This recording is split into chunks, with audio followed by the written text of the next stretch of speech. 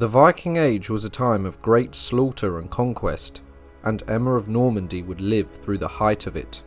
She was an intriguing medieval queen, and her presence and actions spawned a new period in English history.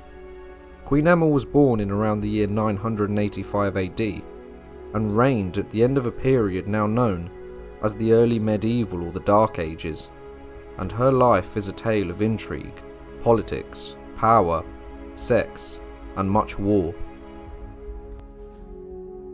Emma was the daughter of Richard I of Normandy, and her mother was a Dane called Gunnar, so she had Scandinavian blood on both sides of her line.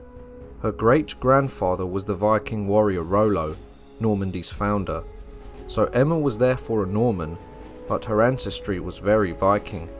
Viking raids were still very much alive and going on, and Emma's brother Richard II, the Duke of Normandy, had a tense relationship with King Ethelred the Unready, who accused him of harbouring Viking forces that were attacking England. In the wake of the Scandinavian attacks on both England and Normandy in the year 1001, Emma was sent to England to marry Ethelred, whose first wife had died. The young woman or child sailed to a foreign land to marry a king who was at least 20 years older than her and had already fathered 10 children.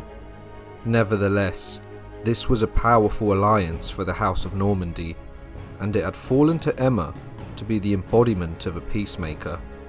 Ethelred and Emma had 2 sons, Edward, who would later be known to history as Edward the Confessor, and another boy called Alfred.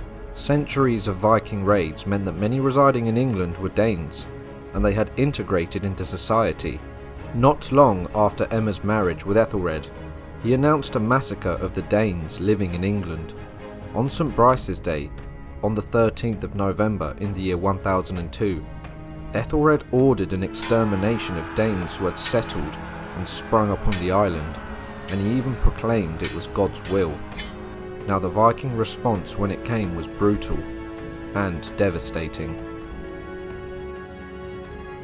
The King of Denmark and Norway, and a renowned warrior, King Sweyn Forkbeard, would avenge the St. Brice's Day massacre by raiding in England for a whole decade after the year 1002 and selling the spoils of war off to Emma's own brother, Duke Richard II of Normandy.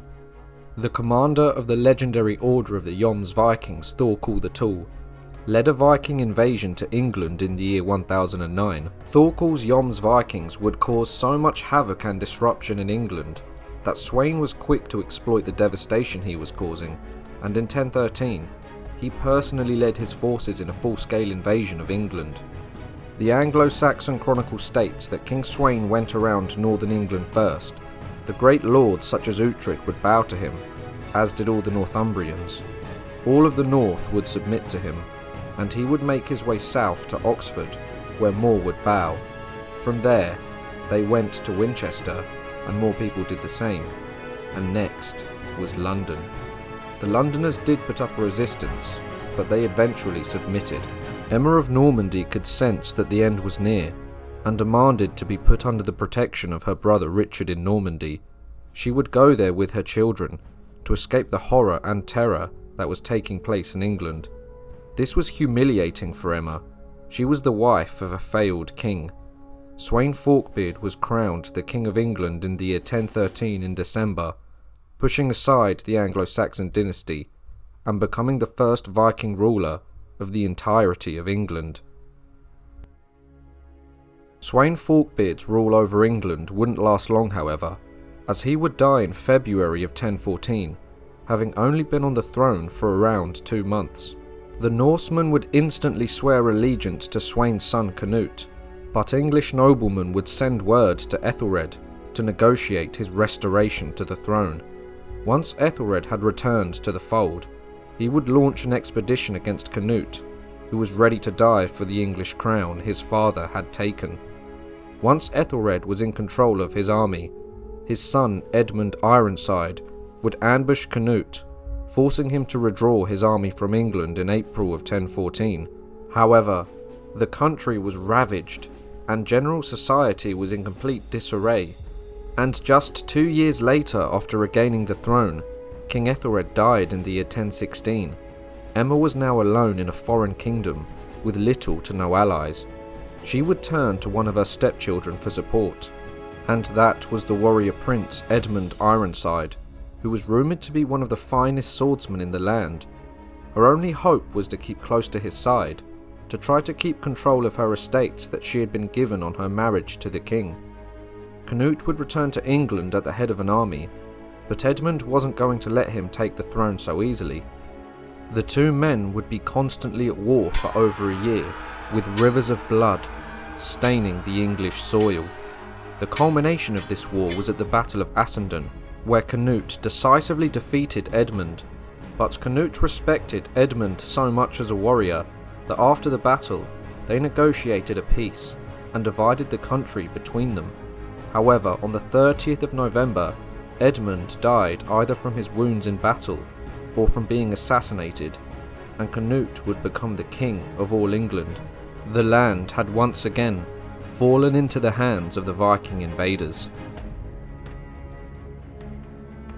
After the fall of Edmund and the rise of Cnut, it may seem odd for Emma to have stayed in England, but in England she had once been a queen, she had royal estates, and in Normandy she had nothing except her brother's protection. But once Cnut saw her beauty and elegance, he wanted Emma to be his queen. He could have wanted her out of lust, politics, or a combination of the two. However, there was a slight problem. Cnut was already married to Elgifu. Cnut would simply deny the validity of the marriage to his first wife, and would marry Emma. Emma also negotiated a deal, in which Cnut swore that he would support their sons in the future of having a claim to the throne. Although Emma seems to have had little influence during the reign of her first husband, the marriage to Cnut seems to have been more of a partnership. She was a visible figure to the public, enjoying considerable influence at court. She gave Cnut 3 children, including a son called Savfk and 2 daughters, one whose name has been lost, who died at the age of 8, and another daughter called Gunhilda, who married Henry III, the Emperor of Germany. Cnut was said to be a wise and successful ruler. He brought together the English and Danish kingdoms under his North Sea Empire. In his court there were both Englishmen and Norsemen, and by his side was Emma. Cnut's brother Harold, the King of Denmark, had died, and Cnut went to affirm his succession to the Danish crown, making Emma also the Queen of Denmark, as her husband had taken the crown. In the year 1028, Cnut would sail off from England to Norway for conquest. The Norwegian king Olaf Haraldsson was unable to put up a serious fight, and Cnut was crowned king. Emma was now the Queen of England, Denmark, and Norway. Cnut would die at the age of 45 in 1035, and for Emma, the loss of her powerful husband would leave her in a very vulnerable position. Emma would return to her manor in Winchester, taking the royal treasury with her, in hope she could pass it to her son Harthcnut. However, Harthcnut was in Denmark, and it was Harold Harefoot, one of Cnut's sons by his first wife Eadgifu, who seized the initiative. An agreement was reached, whereby the half-brothers would rule as co-kings, with Emma acting as regent for Harthcnut. However, after 2 years when Harthcnut had still not returned to England, Harold would take the crown for himself, driving Emma into exile. In the early years of 1040, Emma and Harthcnut were preparing to invade England when they heard of Harold's death. Harthcnut succeeded to the English throne without a fight, and later invited his half-brother, Edward the son of King Ethelred, who had spent nearly 25 years in Norman exile, to join him as his successor. Harthcnut would only reign for 2 years though. He would die after collapsing during a wedding celebration. He was buried alongside his father. In June of the year 1042, Edward the Confessor would ascend to the throne. Edward's relationship with Emma was strained though.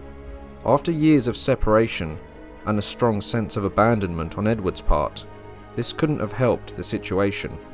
Following his coronation, one of Edward's first actions was to ride to Winchester and take the treasury that had been left in his mother's hands. Emma eventually retired to her own estates away from court, and would die on the 6th of March in 1052, aged around 68. She was buried next to Cnut the Great and her son Half-Cnut. Emma had played a pivotal role in English politics in the first half of the 11th century, and some of the effects of this would lead up to the fateful events in 1066, where her nephew William the Conqueror would become the King of England. Anyway, I hope you all enjoyed the video. Make sure to like, subscribe and share, and I'll see you all soon for another History Profile.